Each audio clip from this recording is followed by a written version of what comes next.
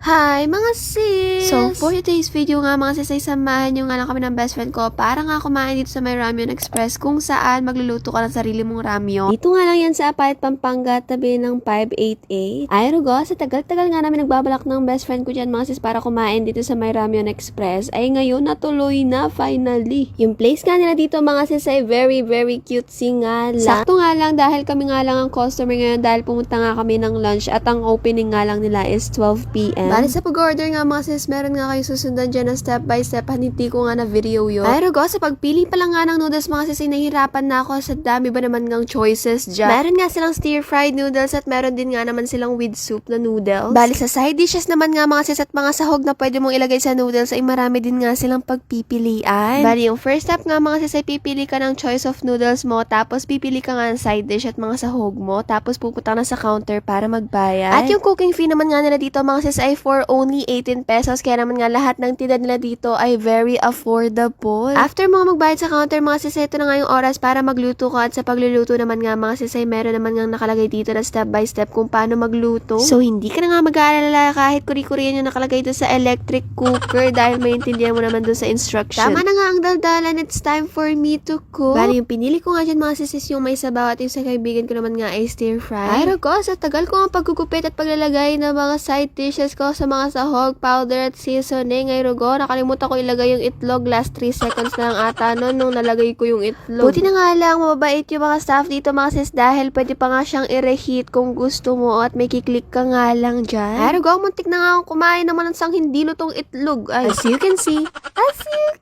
ayun, kumukulo na nga ulit yung tubig at maluluto na yung itlog ko. Huwag nga kayo mag-alala mga sis kung masusunog ko itong niluluto ko dahil hindi ko naman nga masusunog, hindi ko naman kailangan tapusin yung 3 minutes para nga mamatay yung electric cooker dahil isang angat ko nga lang sa niluluto ko mga sis ay mamamatay ng mag-isa yung electric cooker. Super happy ko nga dyan mga sis dahil masarap-sarap nga yung napili kong noodle. All in all naman nga mga sis ay nagustuhan ko lahat ng side dishes at mga sahog na nalagay ko. Ang hindi ko nga lang nagustuhan is yung parang crab balls ata yun. Kaligitnaan nga na pagmukbang namin mga sis ay naisipan nga namin ng kaibigan ko na bumili ng drinks namin. Ay, yung vibe nga na to mga sis ay very Korean convenience store. Alam niyo yung napapanood ko sa mga reels na bibili sila sa convenience store tapos bibili sila ng cups na may yelo tapos bubuhusan nila ng juice. Ay, at ito na nga kami ng kaibigan ko mga sis na para bang feel na para bang nasa Korean convenience store talaga kami.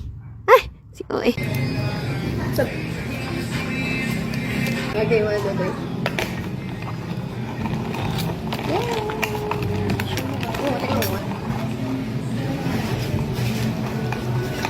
Ito lasang ano, magic. Na para bang feel na niyan talaga nila na with matching ASMR. At dito ko na nga tatapusin ang ating video for today. Sana nag-enjoy kayo. Bye!